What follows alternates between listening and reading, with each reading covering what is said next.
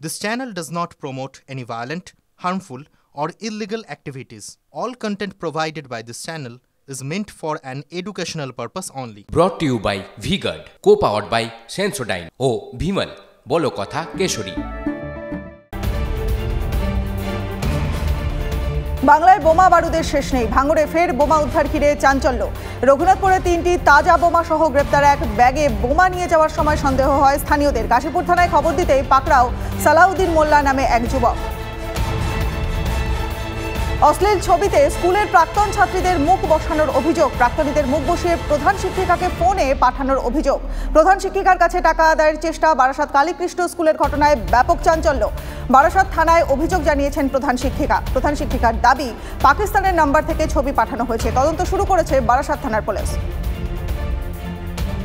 টিউশনে ভর্তি না হওয়ায় 11 জন পড়ুয়াকে ফেল করানোর অভিযোগ 3 অধ্যাপকের বিরুদ্ধে। কাটোয়া কলেজের জুলজি বিভাগের অধ্যাপকদের বিরুদ্ধে ইচ্ছাকৃতভাবে ফেল করানোর অভিযোগ। 3 অধ্যাপকের নাম জানিয়ে অধ্যক্ষের কাছে লিখিত অভিযোগ। প্রতিশোধ নিতেই এমন পরিণতি বলে অভিযোগ ফেল করা 11 জন পড়ুয়ার। বুলডোজারে সাফ সংসার। ফুটপাতের ঘর হারিয়ে খোলা আকাশের নিচেই রাত কাটল মাঝেরহাট স্টেশনের সংলগ্ন বাসিন্দাদের। রাতভর রাস্তাতেই ছিলেন মহিলারাও। মুখ্যমন্ত্রীর নির্দেশের পরই মাঝেরহাট স্টেশন সংলগ্ন বেআইনি ফুটপাতে বাড়ি ভেঙে ফেলা হয় বৃহস্পতিবার। আশ্রয় হারিয়ে দিশেহারা স্টেশন সংলগ্ন ফুটপাতবাসীরা।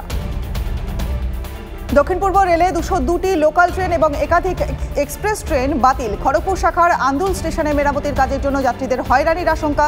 মেরামতির কাজ চলবে কাল থেকে 6ই জুলাই পর্যন্ত। 5 এবং 6ই জুলাই সবচেয়ে বেশি লোকাল ট্রেন বাতিল করা হয়েছে। রুট সংক্ষিপ্ত করা হয়েছে একাধিক এক্সপ্রেস ট্রেনেরও। উদ্বোধনের 3 মাসের মধ্যে বিপর্যয় দিল্লি বিমানবন্দরের। ভারী বৃষ্টিতে ছাদ ভেঙে চাপা পড়ল গাড়ি। মৃত 1, আহত 8। টার্মিনাল 1-এর ছাদ ধসে বিপত্তি। ক্ষতিগ্রস্ত বেশ কয়েকটি গাড়ি। ঘটনাস্থলে দমকলের 4টি ইঞ্জিন। টার্মিনাল 1 থেকে সমস্ত বিমান সাময়িক বাতিল করল ইন্ডিগো ও স্পাইস জেট। জল সর্বত্র। ভারী বৃষ্টিতে দিল্লি প্লাবিত। জল পেরোতে নেমেছে বোটও। বিজেপি নেতা রবীন্দ্র সিং নেগিকে দেখা গিয়েছে বোটে করে জলমগ্ন এলাকা পেরোতে। Video viral. NH9-এর দুরবস্থা। জল থই থই চতুর্দিকে। বিহারে এক সপ্তাহে চতুর্থ সেতু বিপর্যয়। কিষানগঞ্জ জেলায় ভেঙে পড়ল ব্রিজ। কনকাই নদীর উপর ভেঙে পড়ে সেতুটি, যদিও হতাহতের খবর পাওয়া যায়নি। তবে 70 মিটার দীর্ঘ ওই সেতু ভেঙে পড়ায় অস্বস্তিতে স্থানীয় প্রশাসন। এর আগে 2টি সেতু ভেঙে পড়ে। সেই রেশ কাটতে না কাটতেই ভেঙে পড়ল মতিহারির আরও একটি সেতু। আজ নিট ইস্যুতে উত্তাল হতে চলেছে সংসদ। নিট ইস্যুতে আলোচনা চেয়ে লোকসভা এবং রাজ্যসভা 2 কক্ষেই নোটিশ দিচ্ছে বিরোধীরা। মল্লিকার্জুন খার্গের বাসভবনে ইন্ডিয়া জোটের নেতাদের বৈঠকে এমনই সিদ্ধান্ত বলে সূত্রের খবর। স্পিকারের পরে এবার ডেপুটি স্পিকার পদ নিয়ে সংঘাতের সম্ভাবনা। ডেপুটি স্পিকার নিয়োগের দাবিতে আলোচনা চাইছে বিরোধীরা। সরকার ডেপুটি স্পিকার নির্বাচনে রাজি হবে? সরকার নির্বাচনে রাজি হলে কার ভাগ্যে শিকে ছিড়বে, উঠছে প্রশ্ন। কড়া নিরাপত্তায় কাল থেকে অমরনাথ যাত্রা শুরু। যাত্রাপথ জুড়ে সিসিটিভির নজরদারি, কয়েক হাজার সেনা জওয়ান। পুণ্যার্থীদের নিরাপত্তায় আকাশপথেও তীক্ষ্ণ নজরদারি। বেসক্যাম্প ঘিরে একাধিক নিরাপত্তা বলয়ে আধা সেনা মোতায়েন। CRPF, ITBP এবং আধা সামরিক বাহিনীর জওয়ানরাও। অবশেষে ঝেঁপে বৃষ্টি আসছে দক্ষিণবঙ্গে। আজ পূর্ব এবং পশ্চিম মেদিনীপুরে ভারী বৃষ্টির সম্ভাবনা। কাল দক্ষিণের 9 জেলায় ভারী বৃষ্টির সম্ভাবনা। রবিবার দক্ষিণের 3 জেলায় ভারী বৃষ্টি। মাঝারি বৃষ্টি হতে পারে কলকাতায়। উত্তরবঙ্গে বিক্ষিপ্ত ভারী বৃষ্টি চলবে।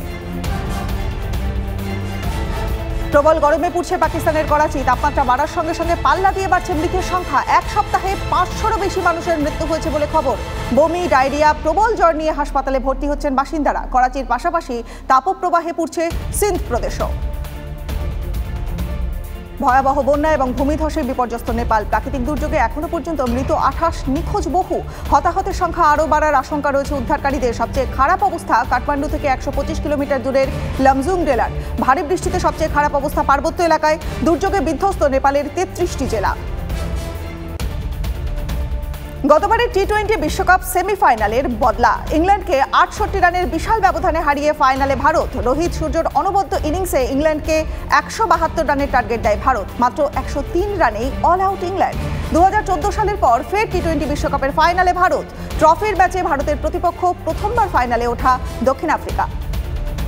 Brought to you by V-Guard, co-powered by Sensodyne ও Bhimal, বলো কথা কেশরী।